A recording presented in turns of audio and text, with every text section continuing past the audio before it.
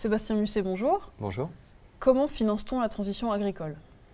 Alors comment finance-t-on? Je dirais plutôt les transitions agricoles, puisqu'elles sont de multiples natures. Aujourd'hui, on voit que sous la pression du consommateur, sous la pression sociétale, sous la pression climatique, sur un ensemble finalement de contraintes, un adage dit souvent que dans chaque contrainte, il y a une opportunité. Donc il y a une somme de contraintes qui aujourd'hui s'applique à l'ensemble de la filière, qu'elle soit d'ailleurs agri ou agro.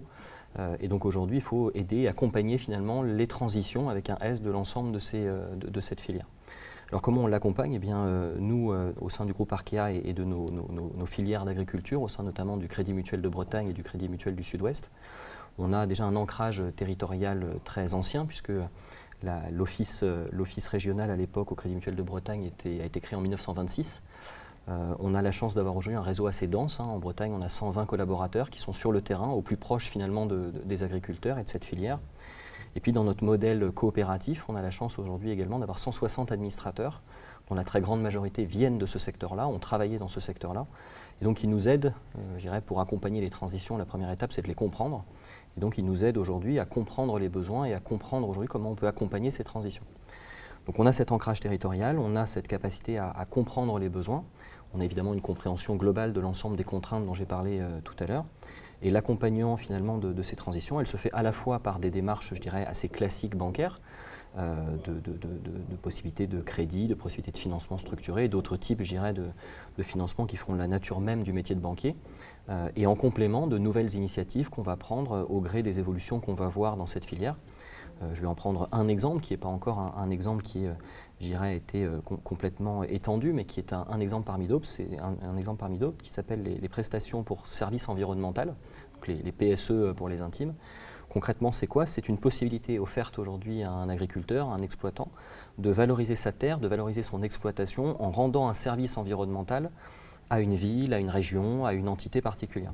On va prendre une illustration de ce que ça peut représenter. Typiquement, un agriculteur à qui on demanderait de mettre des talus sur l'ensemble de son exploitation pour permettre de lutter contre des inondations massives, etc., va se faire rémunérer par l'intermédiaire de cette PSE. Donc nous, en tant qu'acteurs bancaires, on va accompagner ce type d'approche, non seulement en aidant l'agriculteur à les comprendre, à les structurer, à les mettre en place, à les financer le cas échéant s'il y a besoin de financement autour de ces produits. Donc on va s'affirmer au niveau du groupe Arkea comme étant une banque collaborative, ouverte, qui va à la fois être capable d'amener sa propre expertise, comme je le disais, on a une histoire, une expertise suffisante dans cette filière et dans la structuration de nos produits bancaires, mais en même temps d'animer la filière et l'ensemble des acteurs qui viennent apporter une valeur à l'agriculteur et qu'on peut structurer, je dirais, dans une offre globale.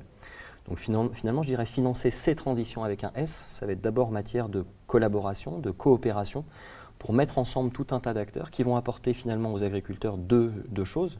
La capacité de diversifier de leurs revenus, à un moment où les subventions descendent, où on voit qu'il y a de plus en plus de difficultés aujourd'hui à obtenir des subventions étatiques ou européennes, et puis de mieux maîtriser leurs charges aussi en accompagnant par exemple sur des enjeux de partage de matériel, des enjeux de capacité à louer son matériel dont on est propriétaire à d'autres agriculteurs, donc d'accompagner aussi ce type d'initiative et de financement.